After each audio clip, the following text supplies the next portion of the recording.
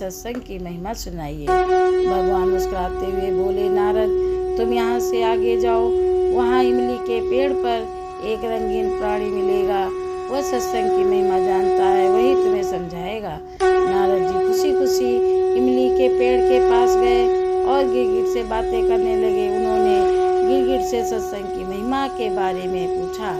सवाल सुनते ही वह गिरगिट पेड़ से नीचे गिर गया और छटपटाते हुए प्राण छोड़ दिए। नारद जी आश्चर्यचकित होकर लौट आए और भगवान को सारा वृत्तांत सुनाया। भगवान ने मुस्कुराते हुए कहा, इस बार तुम नगर के उस धनवान के घर जाओ, वहाँ तोता पिंजरे में दिखेगा, उसी से सत्संग की महिमा पूछ लेना। नारद जी क्षण भर के लिए वहाँ पहुँच गए और तोते से सत्संग की महिमा पूछी। थोड़ी देर में तोते की आंखें बंद हो गईं और उसके ही प्राण पखेरु उड़ गए। अब तो नारद जी बहुत घबरा गए और दौड़े दौड़े भगवान कृष्ण के पास पहुँचे। नारद जी ने कहा, भगवान क्या यही लीला है?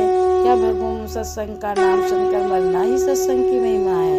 भगवान हंसते हुए बोले, ये बात तो तुमको जल्दी समझ में आ जाएगी। इस बार तुम नगर के राजा के महल में जाओ और उसके नवजात पुत्र से अपना प्रश्न करो, वही तुम्हें सत्संग की महिमा के बारे में बताएगा। नारद जी तो थर थर कांपने लगे और बोले, अभी तक तो पक्षी ही अपने प्राण छोड़ रहे थे, इस बार अगर वो नवजात राजपुत्र मर गया तो राजा मुझे जिंदा नहीं छोड़ेगा। भगवान ने नारद जी को वरदान दिया। नारद जी दिल मुट्ठी में रखकर राजमहल में आए। वहाँ उनका बड़ा सत्कार किया गया। अब तक राजा की आंखें कोई संतान नहीं थी, अतः पुत्र ने जन्म लिया। उसमें वह जन्मोत्सव में बहुत उल्लास के साथ उत्सव मनाया जा रहा था। नारद जी ने डरते डरते राजा से पुत्र के बारे में पूछा। नारद जी को राजपुत्र के पास ले जाया गया। पसीने से तर होते हुए मन ही मन श्री हरि का ध्यान करते हुए नारद जी राजपुत्र के सत्संग की महिमा के बारे में प्रश्न किया। नवजात शिशु हंस पड़ा और बोला, महाराज, चंदन की लकड़ी, सुगंध और अमृत को आपने माधुर्य का पता नहीं होता, ऐसे ही आप अपनी महिमा नहीं जानते, इसलिए मुझसे पूछ रहे हैं। वास्तव में आप ही के क्षण मात्र के संग में गिरगिट की योनि से मुक्त हो गया हूँ और आप ही के दर्शन मात्र से तोते की क्षुद्र योनि से मुक्त होकर इस मनुष्य जन्म को पा रहा हूँ सका।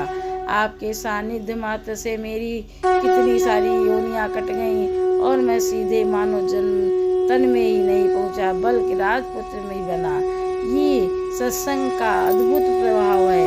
हे ऋषिवर, अब मुझे आशीर्वाद दें कि मैं मनुष्य जन्म के परम लक्ष्य को पा सकूं, भगवान का ध्यान करूं, सत्संग करूं। भगवान ने स्वयं कहा है कि एक घड़ी आधी ते पुनियाद, कोटि संगत साध की कोटि हरे अपराध।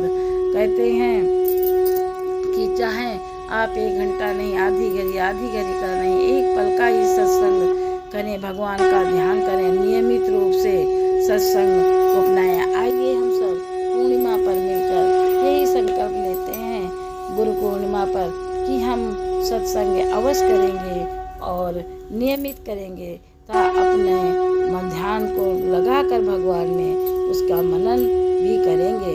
हरि ओम तत्सत, हरि ओम तत्सत, हरि ओम तत्सत। ओम नमो भगवते वासुदेवाय नमः। ओम नमो भगवते वासुदेवाय।